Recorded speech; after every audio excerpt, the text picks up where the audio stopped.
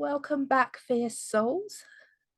And today I am joined by Julie Agnew, who I had the privilege of being on her How She Owns It a few weeks ago now. And Julie is a self-worth and wealth coach. Julie, lovely to have you here. Thank you. I'm so excited. Thank you for having me. So that's your overall title, the self-worth and wealth, but tell us a little bit more about yourself. Oh, thank you. So, yes, I guess initially the self-worth and wealth. Self-worth is my whole thing. And then my corporate career, which I'll give you a little background, I guess, into me, is in financial services. So it made sense that kind of that then became my niche and title. So I guess, yeah. So I'm 43. I'm married to a Scotsman. I've got a crazy fur baby, Mr. Bash, who is loved and adored by everybody on social media. He is cute. He's very cute. He knows it as well, though. He actually does. I am a full-time corporate worker and I am a coach on the side, I guess you would say. So I have, I guess, kind of a really high powered job in financial services. It's not the most fun of industries. So I try and inject as much of that into it as I can when, day to day with my team. And I think that's what I've done since leaving school at the age of 16. It's the industry I've always been in. It's really scary to think that in 3 years I will have been working for 30 years. Like that, just yesterday I was just like, oh my God, like that's crazy. Um, so it is something I've always done. And I think probably around 7 years ago, whether I was looking for something subconsciously or not, I'm not sure, but a Facebook post popped up and it was basically a post with regards to buying mascara. And so I kind of looked at it and thought, oh, I think I could do something like that. I've always loved makeup. I really enjoy that. And I thought, well, maybe it might inject a little bit of fun into my day, given that I've got quite a high pressure job. And I just thought I'll just give it a go. So I did have a side hustle, as you would call it, really, where I shared makeup online. People bought it. I kind of got paid, network marketing, really. But then that led me to, I think, wanting to actually help or realizing that I wanted to help people, help them grow, which then ultimately led me to coaching. And I decided that at 42 years, 42, can't say that, 42 years of age, I was going to retrain as a life coach. And so that's what we did. And here I am. Kind of Wow. potted history. Yeah. Yes. And the self-worth, I know that you have your Flawsome Yeah. project. So how did the self-worth come into it for you?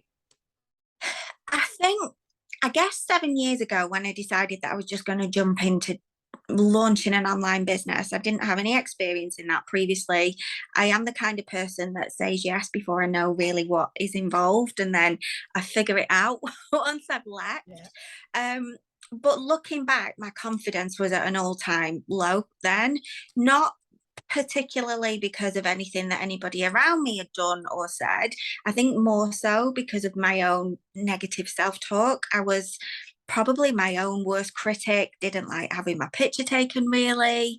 I was really good at beating myself up in my own head, telling myself all the things that I was really bad at, and I really struggled to perhaps acknowledge the stuff that I was good at.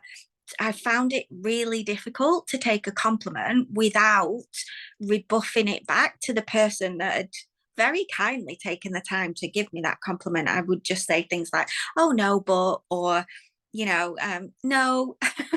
And so I think just because of that, but then getting into the online industry, I then learned about personal development and self-development and mindset, went on a whole journey of that, and started to, I guess, see maybe where my beliefs weren't really supporting who I am now or who I wanted to be.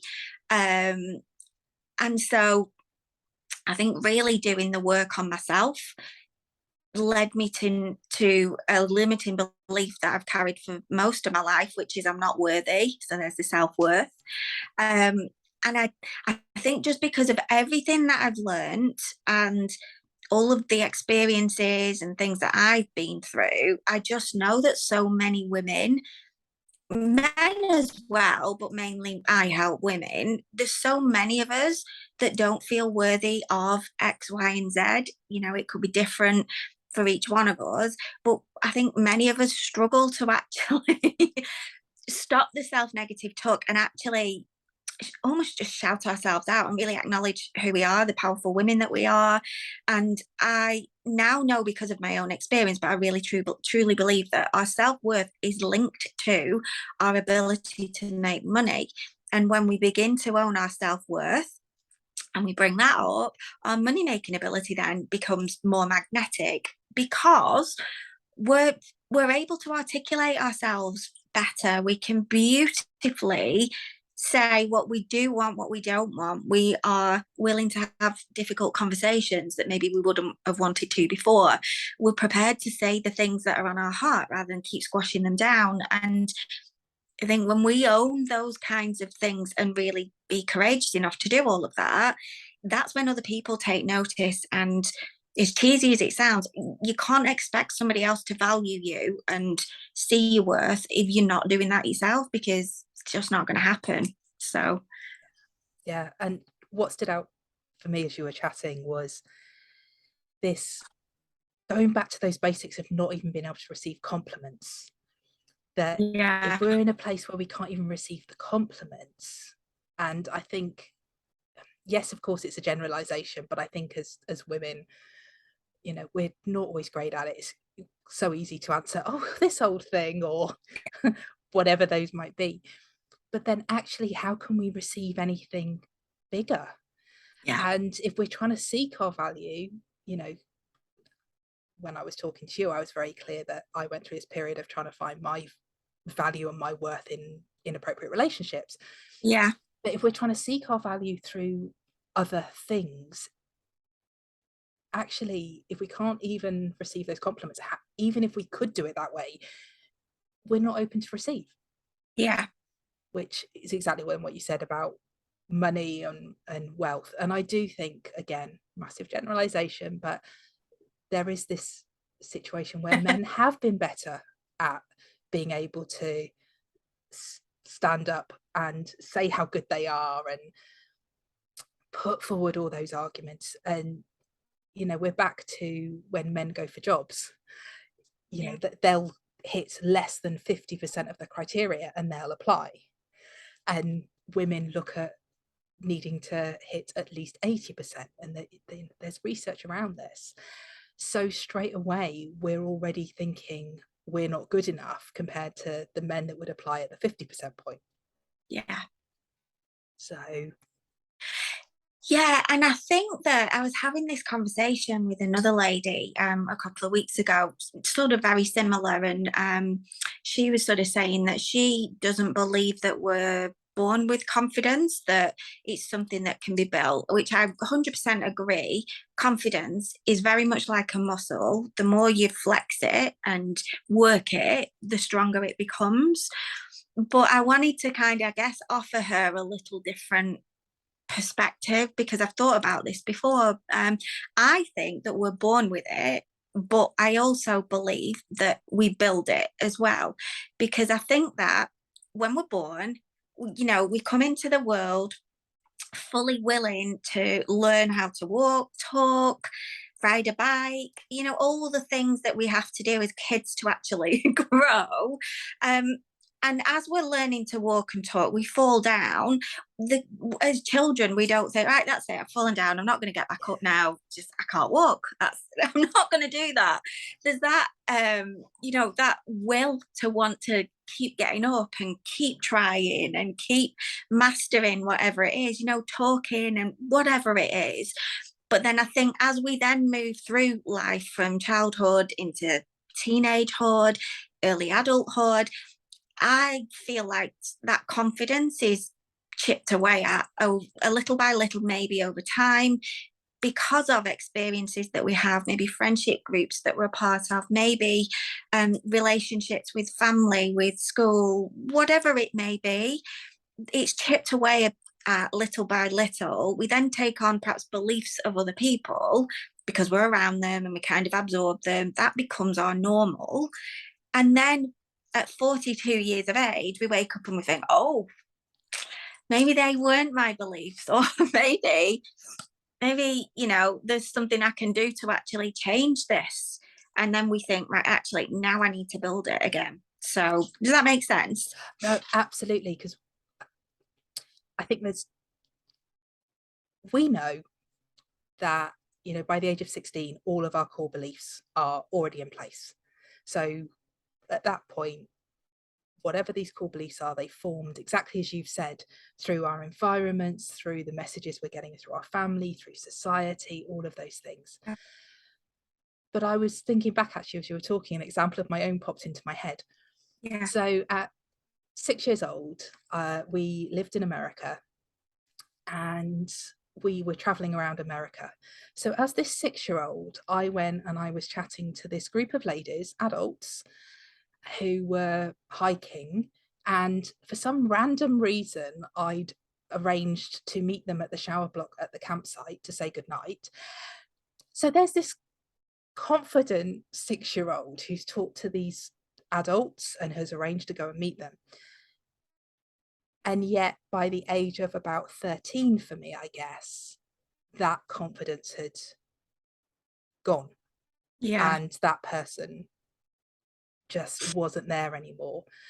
And exactly as you were saying, it's that chipping away from what we're around. So it's that difference that the schools I went to when I was younger, we had enthusiastic and inspirational teachers.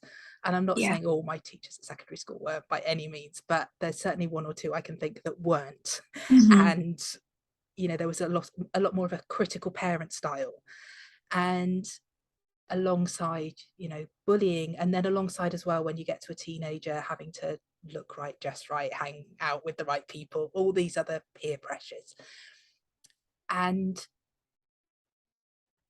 so anything I had personally when I was younger, I would have had a very different set of beliefs at 6 Yeah. to the ones that were finally formed by the time I was 16, which was alongside yours, as you're aware from the last time we talked, around the, yes, I'm not worthy, I'm not good enough. And that's what we then walk away with. And I think the flip side to that as well is we forget those positive memories. That example was one I'd forgotten until I was doing a massive piece of story work. And then slowly these positive memories started to re-emerge, but I'd had to dig for them. Yeah. I And think, sorry. No, carry on. I was just going to say, I think that that does come back to, I think I know this, like we've said, it's a generalization, but as women, we're really good at maybe looking for the bad over looking for the good.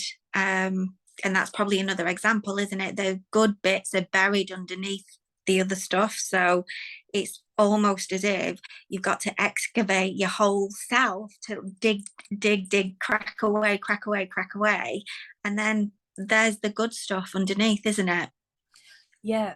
And also, of course, our brains are made that way as well. We've got this reticular activating system, which looks for more of what we know. So if what you know is positive and confidence and supportive and encouragement, your brain is going to look for more of that. If what you know is more critical and discouragement, then your brain's going to look for that. It's that whole piece, isn't it, that you go to buy a new car, and as soon as you think I'm going to go and buy this new car, every other car on the road seems to be that make and model. Well, it was always that make and model, you just never saw it before. Yeah.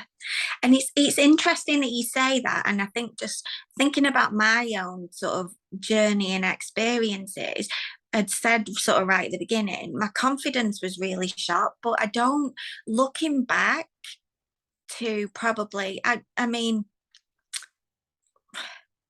like late teens, 20s forward, it wasn't because of anything I don't think that anybody around me had particularly done. I think somehow at some point, maybe as I'd gone through childhood without realizing it, I'd got really good at the self-negative talk, and that had become a practice, I guess, almost, that I didn't even realize until probably I discovered self-development, personal development. And then it's really weird, I think, the things, the beliefs, the practices that we just adopt. And then yeah, I don't know. It's weird. It's that inner critic in Yeah. that we hold, and it just becomes, or it can become, so loud, and it, Mm, it can be the dominating voice, like you said, that somebody can, I think, staying with the compliments as an example, that someone can give you that compliment. You could probably get compliments from 10 people, but whether it's your own inner critic or one person just giving you that particular look at that one time, yeah. and that will be what you hold on to, not the 10 compliments. Yeah. And it's not really until I heard somebody else sort of explaining compliments in a way that I'd never even considered the exchange between people before. And it really shifted my view, perspective around things, and helped me actually to go from rebuffing them to actually being able to at least just say thank you.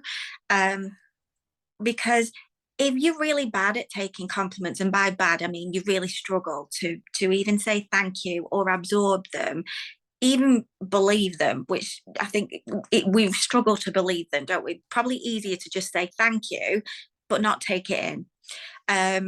But the way it was explained to me is, you don't know how much courage or how much time or energy it's taken that other person to actually come up with the compliment and come and actually say it to your face.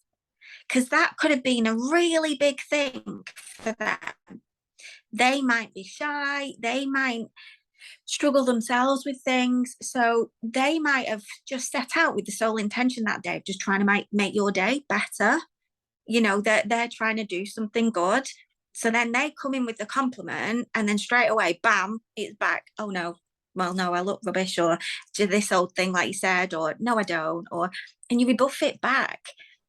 And that must be so deflating to that person, who must have thought, well, yeah, hell, like I'm never going to give that person a compliment again. Or even worse, maybe they never give anybody a compliment ever again because it was such a big thing to them. And we've just taken them out in one foul swoop with the rebuff. And the energy exchange of a compliment is it can be really beautiful if you let it be, and you at least receive it and just say thank you. You don't have to believe it, you don't have to say anything else, but the very least, I think it's our responsibility to at least just say thank you so much, so that the other person doesn't feel rubbish because you can't take it. That's not their fault.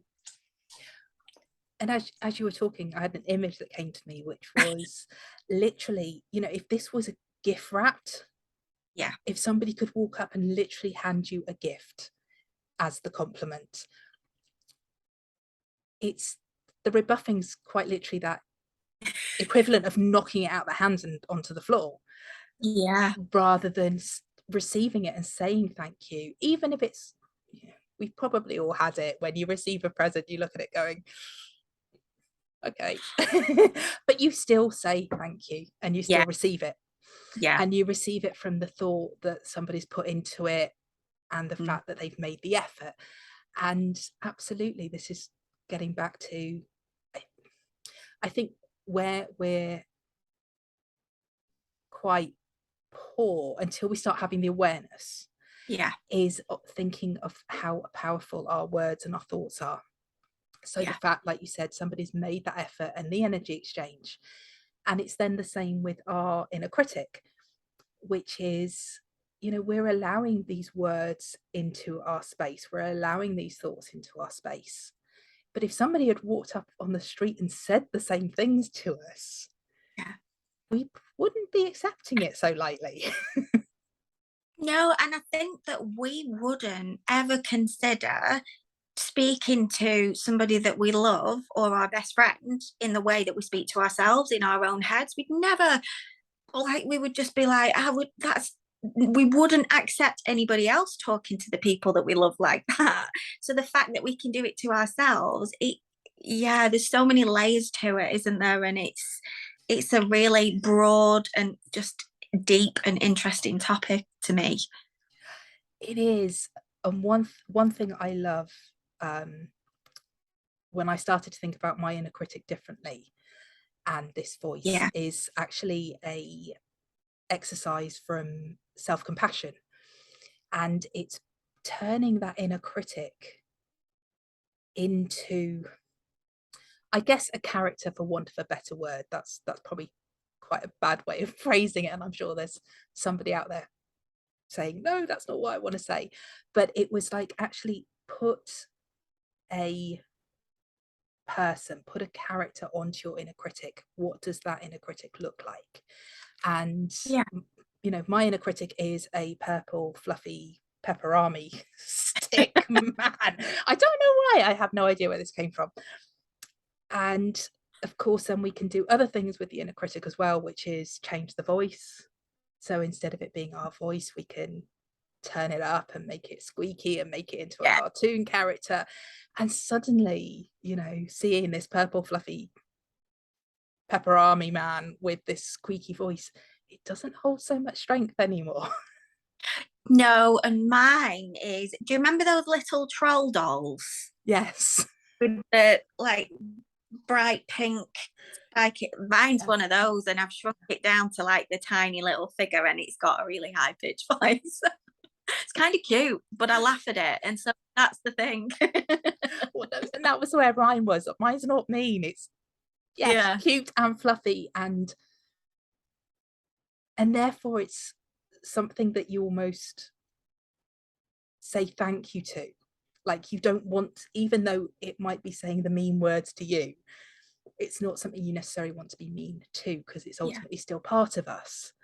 But it's that Yeah. bit where you kind of go, okay, yes, I've heard you, thank you for raising it, but that's it, end of. Right now, I'm not gonna take this on, I'm not gonna make this part of me, I'm just now gonna put you to one side.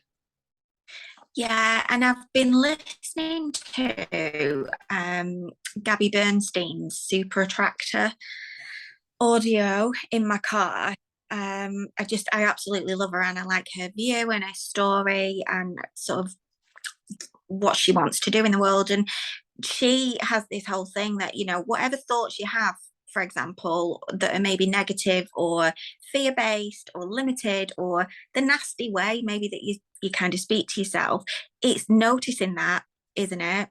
But then it's very much what you say there, and coming from that self-compassion element, and it's thanking the thought. Thank you for revealing to me how I don't want to feel or what I don't want, and actually showing me then what I do want. So the negative thought is obviously not what you want, perhaps, or that circumstance or situation is not what you want. It's thanking it, because then in knowing what you don't want, then you can see perhaps what you do want, how you do want to feel, and take the steps towards that instead. Yeah. And I think with you raising that as well about what you do want, I don't know about you in your journey, Yeah. but for me that was one of the hardest Yeah. things of, what do I want, who do I want to be? Because having never been that person, Yeah. but trying to really imagine not only what I would look like from the outside, I guess. I'd look at people, and obviously growing up we had people like Oprah, and as I started to get into my journey, I love Wayne Dyer's Oh, writing okay. as well. um and you obviously see them from the outside and the way they're talking and everything they're sharing, but then trying to translate that fully and start to imagine, well, what does that mean for my thoughts and my beliefs and Yeah. that internal shift? I think that sometimes that gap seems so big to even start to think about, that people do feel, well, I couldn't do that. Yeah. Yeah. And yet it's taking that first step, like you said, the awareness of it, having that awareness, starting to think about those thoughts, thank those thoughts, starting to see that you can do things differently, that you can receive that compliment, for example. I know I keep coming back, it's just such an Yeah. easy example. Yeah. And actually, how does receiving it that one time feel? And now, can you receive a second compliment rather than seeing it as this huge road that you've got to get to the other end of? Yeah, and I think teeny tiny steps. I think we forget how much taking teeny tiny steps forward actually add up to huge achievements. And I think it just in general, we always think unless we're taking a big leap or we're taking a giant step, we're not really moving or we're not getting anywhere. But sometimes trying to take that big jump or that leap is going to make us less consistent in trying to get to where we want to get to or do what we want to do, because really there's less room for error, or maybe just accepting that not every day is going to be perfect. But if we're still just committed to just taking that little step forward, maybe just trying to be a little bit better than we were the day before, it like that kind of thing gave me a massive mindset shift, particularly when it comes to my health, because previously, I've started a diet, I've done well for a couple of days, and I've gone off the wagon, then I beat myself up because I've gone off the wagon, and then I've thought, well, there's no point now because I'm already off the wagon, I might as well not carry on. And then it's just that whole cycle. Whereas I think if you just think, do you know what, I'm not aiming for perfection, I just want to be a bit better than I was the day before, it's so much easier to keep going and keep moving. And over time, I think it adds up to more than if taken a leap that then you maybe don't get to taking the second leap. Yeah. And I was thinking about athletes as you were talking, that Yeah. they don't run their personal best on every training run and potentially every race. And if they are somebody that you're seeing, they break a personal best at this race and they break a personal best at the next race, they're still not doing that on every run in between. There will be runs where their time has dropped down and they're reforming and resetting their technique and improving their technique, ready to get that time back up. And I think we forget that when it comes to this mindset work and this personal work, that yes, there will be times we take that little step back, as you were saying about, those baby steps where you tumble and you fall and Yeah. but it's then, okay, get back up. How can I do it a little differently because that didn't work? Or do I just need to try it again? And I've learned this time. So, and interestingly, the other person that came to mind was randomly Gareth Southgate. But this Okay. thinking that, obviously for years, he was the person that missed the penalty.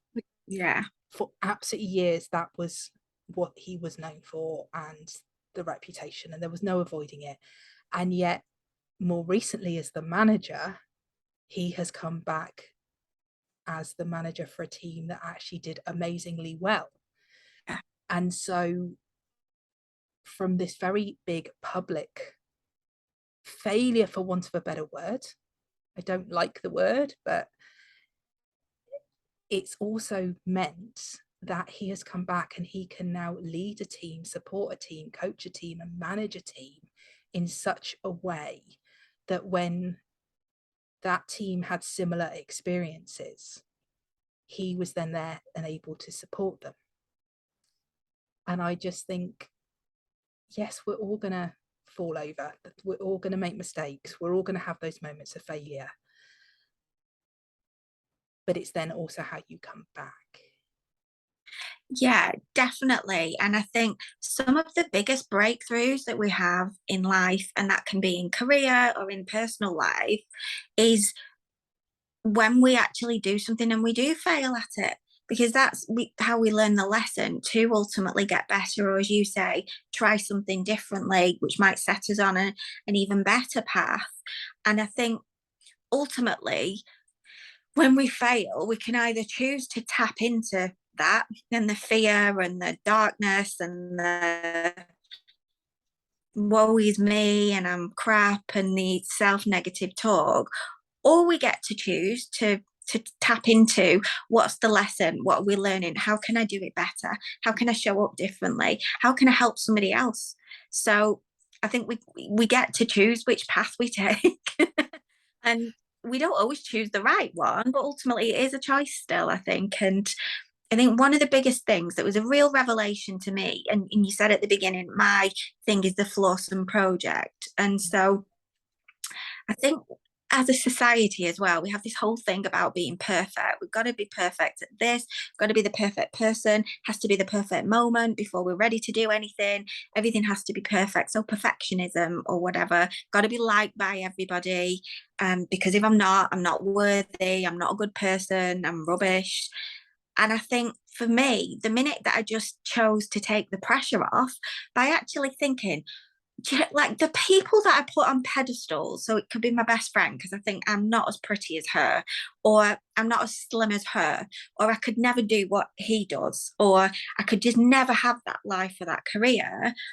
And we put them up here, we hold them in such high esteem. But what we forget is they're human as well. That, basically we're all human. So if I'm not perfect, then ultimately that means they're not perfect.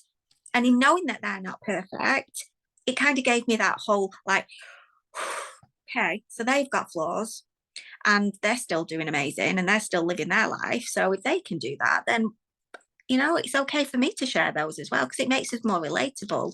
And so, yeah, I just really believe that the more weird, wacky, foul mouthed, if that's your thing, goofy, geeky, crazy, I think we should show that more because it just normalizes being human. Absolutely. And I always remember one person that I ended up working with. And actually, I've done a previous podcast with her, Katie. And what really drew me into her is she had chosen to do a video where she was in tears because she was talking about actually the healing process isn't pretty, it is Yeah. messy. And she's very open about the fact she wasn't ever going to share that, and then she realized that people probably needed to see it, and I was one of those people. I was one of those people that needed her to be in that space and share that. And I was like, oh yes, this isn't some person that's just showing me how wonderful their life is. There's somebody here going, here's the raw and the real. And Yeah. I loved that, and that's how I try to show up. I know there's times where I kind of go, I should probably share this bit of me, but it just feels a bit too vulnerable maybe in the moment. Yeah.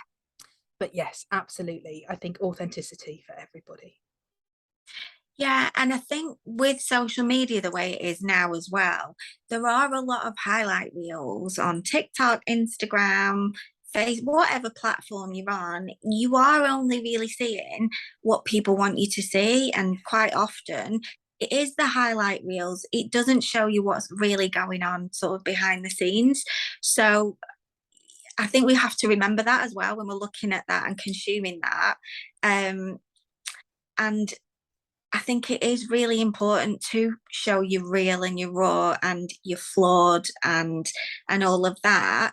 And I think that you can do that and in a way as well where you share from a place of power rather than pain, which then whilst you're sharing the real, you're not in the thick of it. You're not just spilling out everything, you know, in a way that maybe perhaps you shouldn't, like you just said. But I think you can powerfully share it so that then you are going to help other people. Yeah, absolutely. Well, that seems a really good place to come back to you and say, how how do you help other people? How can people connect with you? Thank you. So I haven't done much one-to-one coaching, and I think my strengths actually do lie in a group setting. I lead a team at work. I've learned a lot because I've gone from not having any skills in that to over the last 3 years having to learn. And my journey's been like that, but it's been a massive journey. And I've like my two worlds kind of come together nicely now. And I've realized that I enjoy group coaching. So I've just created a group program which is called the Self-Worth Academy. So I'm opening the doors to that soon. But in general terms, I'm pretty much on most platforms. So I'm on Facebook. If you type in Julie Agnew, I think my page is the Self-Worth and Wealth Coach. I'll come We'll up on, drop all your links in the show notes. yeah, yeah, I'm on Instagram. I'm on LinkedIn. And I've got an email as well. I don't really spend much time on TikTok. Yeah, it's not really my thing, I don't think. But I think I'm most comfortable probably on Facebook. And then Instagram is probably like my second home. Perfect. Well, we'll get those links dropped in for people who might want to connect and work with you, or just find out more. Yeah. And I just want to say thank you so much. I've I love chatting with you. I never quite know where we're going to go, but I absolutely love chatting with you. Yeah, thank you. I really enjoyed, first of all, like it's a privilege for you to invite me to come on, so thank you very much. But I enjoyed our conversation the last time, and I think that went to a place that we weren't expecting, but probably it was needed, and people do need to hear different things, don't they? So it's, at least we keep it exciting, don't we?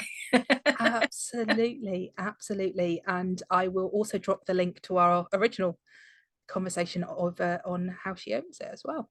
And thank you so much. Thank you.